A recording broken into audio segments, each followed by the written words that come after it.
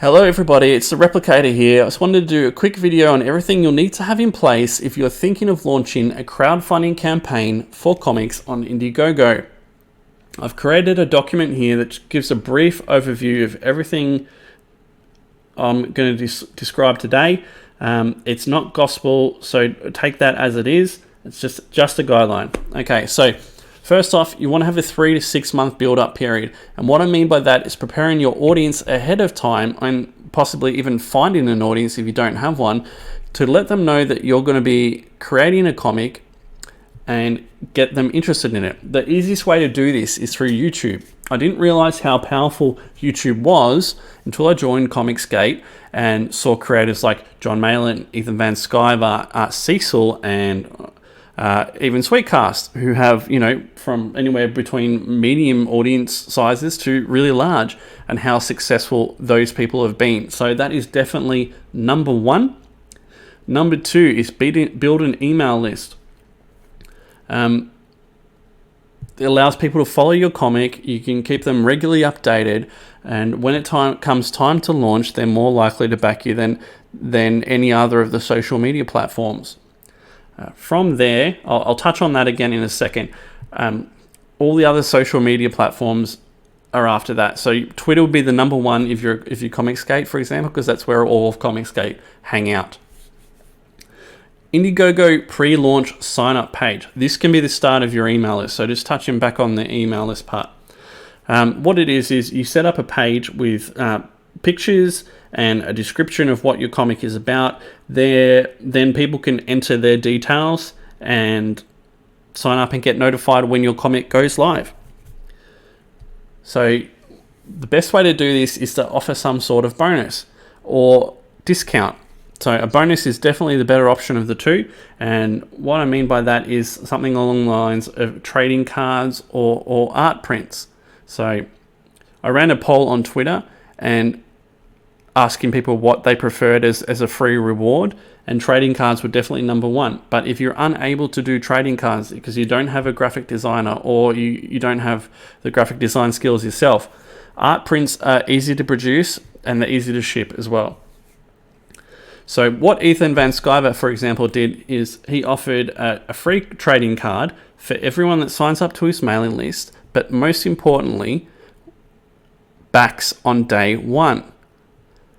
Okay, so that is the most important thing to get people to back as soon as the campaign goes live. And I'll touch again on that in a minute, but we're going to move on to the campaign page now. So ideally, this is where some people struggle. They oversaturate the page with information. People don't want too much information. They want to keep it short. They're going to be generally interested in it in a minute or less. So you want to have a quick paragraph that sums up your comic, an elevator pitch, so to speak. From there, you want to have what stage it's at. Is it nearly finished? And what you get what you get by backing the comic. From there, you want to have 5 to 10 sequential pages with and without letters, as well as covers. And then it comes to the rewards. Okay, so you can put more detail in it than what I've just mentioned there, but they're really the basics you really need to nail. And just don't have too much text. Not everyone cares who you are, what you've been through in life. They just want to see the comic, and if you're going to be able to produce it, and if the comic looks good. So from there, you got the rewards. You want to have the reward name. So if you're selling a comic book and a print, you want to call it comic book and print. And you want to have a picture of the comic book and print in the reward, so people know what they're getting, and they just click on it. Yeah, they're good to go. Now, this part here is I'm not 100% certain on it. It was the case with Kickstarter, but we're talking Indiegogo now, so I'm not sure if it applies. I'm going to assume it does. But let's set your campaign goal as low as you can, okay? Because the more you get funded, the more percentage you go over the funding goal, the more likely you are to be propelled up in the Indiegogo comics rankings as to where you're going to sit. But as I said, don't take that for gospel. Do your own research on that one. Okay, from there, 100% of your effort should be in getting people to back your campaign on day one. So like Ethan's done, he's made sure that people, if they back day one, get a special bonus for doing so. Okay, and the reason is he wants to go straight to the top of Indiegogo comics, and he wants to stay there for as long as possible. So getting people to back on day one is the key thing. That's probably the most important thing you can do. All right, so how to do that? Set a date and time that you can be launching. Don't just go, oh, it's coming in March sometime. Have a specific date, have a specific time. Make sure people know you're launching, so that's your YouTube, your email list, your social medias. If possible, you want to launch on a stream of your own or someone else's, so that's going to include you doing some networking, finding people in that industry that promote comics, making yourself known, helping out, all those sorts of things. You can't just take. You have to give a little as well.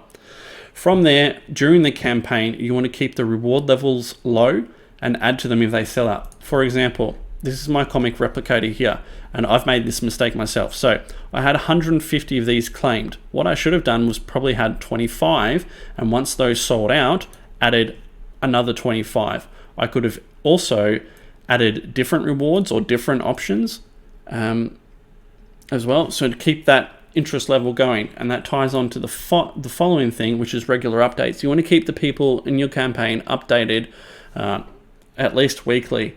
Keep them excited about the campaign, keep them sharing the campaign. So that might be new rewards or new art or anything along those lines. And then finally, you want to close on a stream if possible again. Okay, the first 3 days and the last 3 days are going to be the most important in your campaign. That is where you're going to get the majority of your backers, and everything in between is less important. Okay, so day one is the most important, and then the first 3 and last 3 days. I hope you found that helpful. If you have any questions, please let me know. Follow me on YouTube, The Replicator, and back my campaign here. As you can see, I've got a short intro, 56 pages, what stage it's at. I've got a cover, then I've got 5 sequential pages. I've got some reviews here, which is something that many comic book pages don't do. So that's just something different. I'm not sure how people feel about that personally. And then I've got another cover and another set of sequential pages. We also have got this Rob Willis Replicator 3 cover, which is nearly unlocked, and then the Kyle Ritter trading card, which hopefully will get unlocked by the time we finish. We have 7 days left. So I hope you enjoyed the video. Hope it was helpful. If you have any questions, please let me know. Thank you.